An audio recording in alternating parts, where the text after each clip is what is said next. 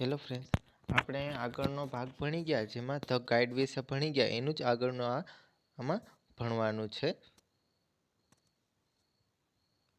Now it's happen that gradually and slowly રાજુની ઘટનામાં ધીમે ધીમે એવું બને છે કે the guide lost his interest and concentration from his business and his work. Raju છે એ પોતાનું ધંધો અને એના કામમાં ધીમે ધીમે ધ્યાન અથવા તો એનો રસ છે એ ગુમાવી દે છે. He also toes rosy to support and help in dancing. તે રોઝીને સપોર્ટ કરવા અથવા તો ડાન્સમાં મદદ કરવા માટે કહે છે. He in this way wish to win the trust and favour of rosy.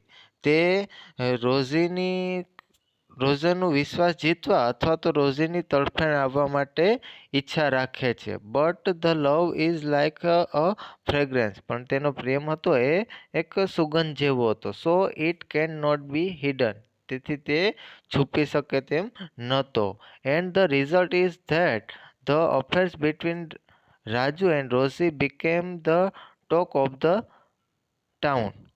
અને તેના કારણે એના પરિણામે તે બંનેનો સંબંધ છે રાજુ અને રોઝીનો એ આખા નગરમાં એના વિશે વાતો થવા લાગી. The matter also reach to the Marco. જે ઘટના છે માર્કો પાસે પહોંચી. So Marco decided to leave Malgudi as soon as possible with rosy.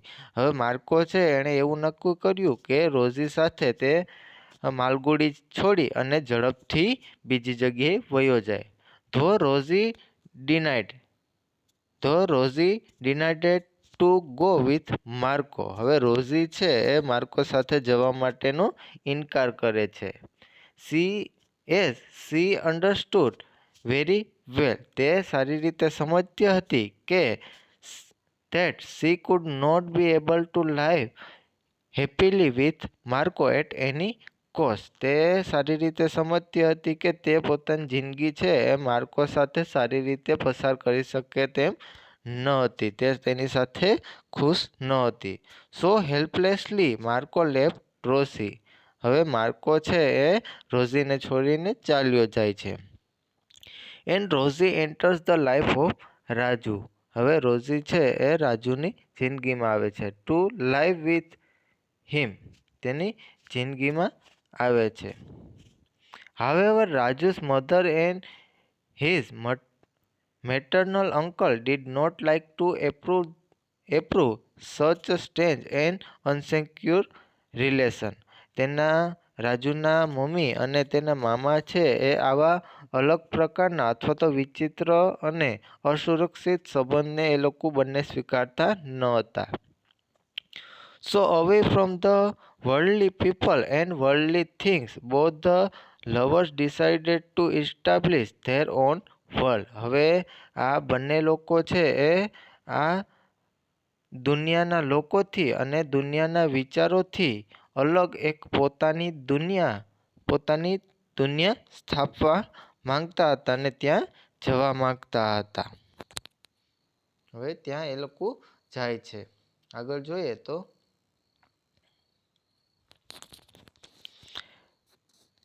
they made their new world in which Rosie has changed her name as Nalini. હવે તે બંને લોકો છે પોતાની એક અલગ પ્રકારની દુનિયા બનાવે છે જ્યાં રોઝી છે તેનું નામ બદલી કાઢે છે અને નલિની રાખે છે.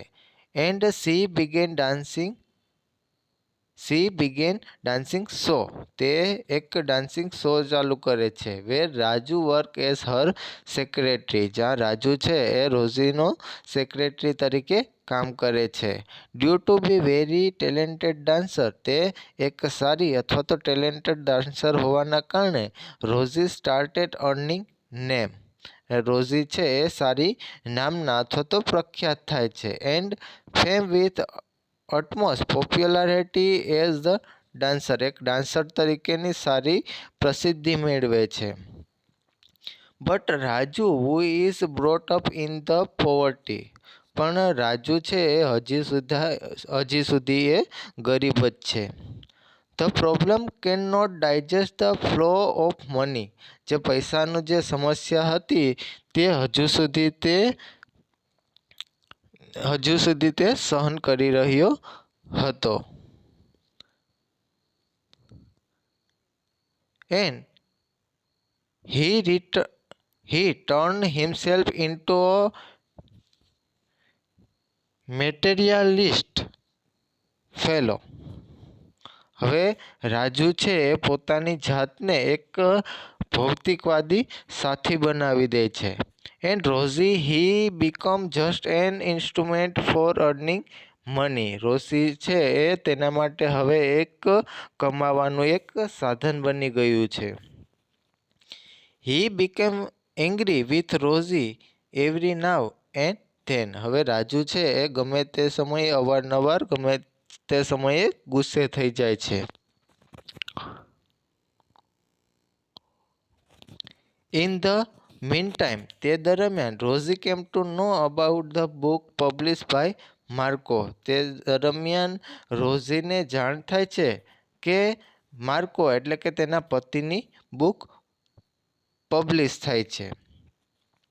And she once again realize her emotional attachment for him. અને ફરી એકવાર રોઝીને તેના પતિ વિશે લાગણી છે, જે લાગણી જોડાયેલ છે તેના વિશે એને જાણ થાય છે. She also realize that she has yet a soft corner for Marco in her heart. હવે રોઝીને એવું સમજાય છે કે તેના હૃદયમાં માર્કો માટે લાગણી રહેલી છે.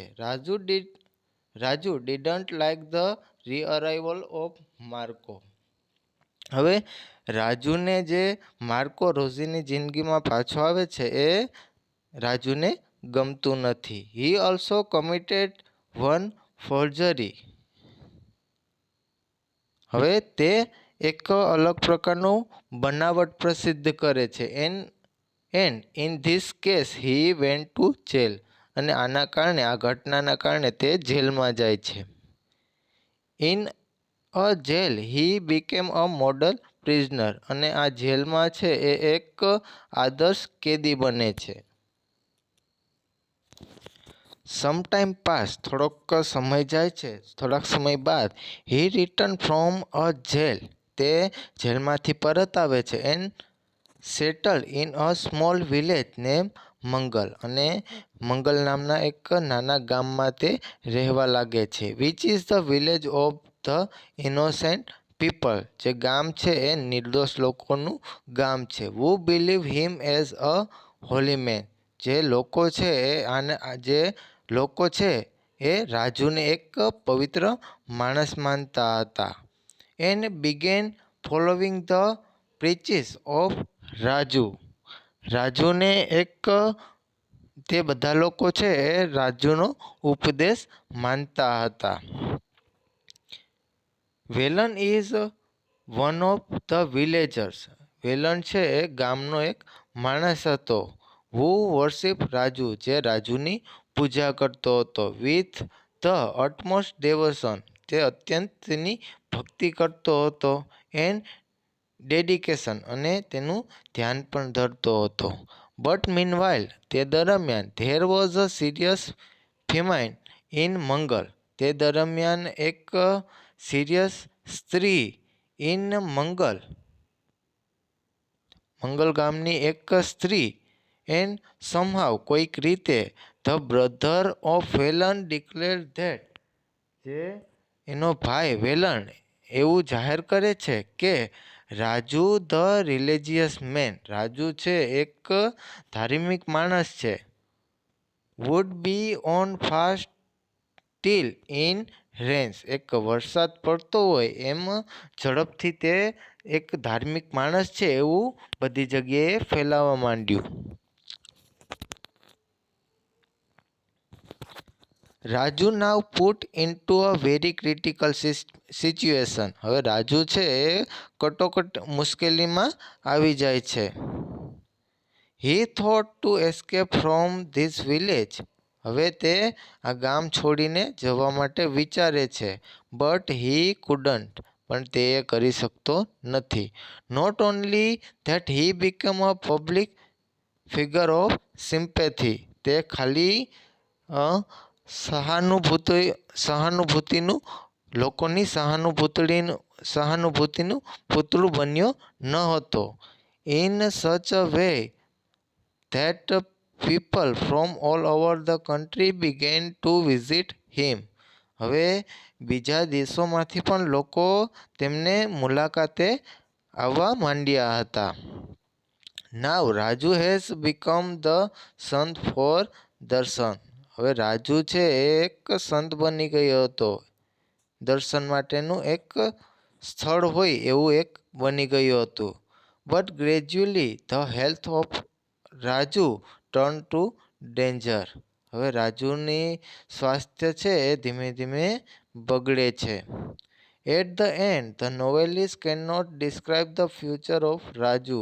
જે નવલકથાકાર છે એટલે કે લેખક છે એ રાજુનું ભવિષ્ય વિશે વધારે વર્ણન કરતા નથી. He explains it only by the vague suggestion. તે તેની અસ્પષ્ટ રજૂઆત કરે છે. Which may any one from both the death. તે એવું લખે છે કે તેમાંથી બેમાંથી કોઈ એક વ્યક્તિ મૃત્યુ પામે છે. And the survival of the hero of the novel. તેનું જે અસ્તિત્વ છે, જે નવલકથાકાર છે, નોવેલમાં જે હીરો છે એમાંથી કોઈ એક વ્યક્તિ મૃત્યુ પામે છે, એનું અસ્તિત્વ ગુમાવી બેસે છે. You can choose as you like. અને તે બંનેમાંથી કોણ હશે તે તમારે નક્કી કરવાનું છે એવું લેખક સ્પષ્ટ કરે છે. Thank you friends.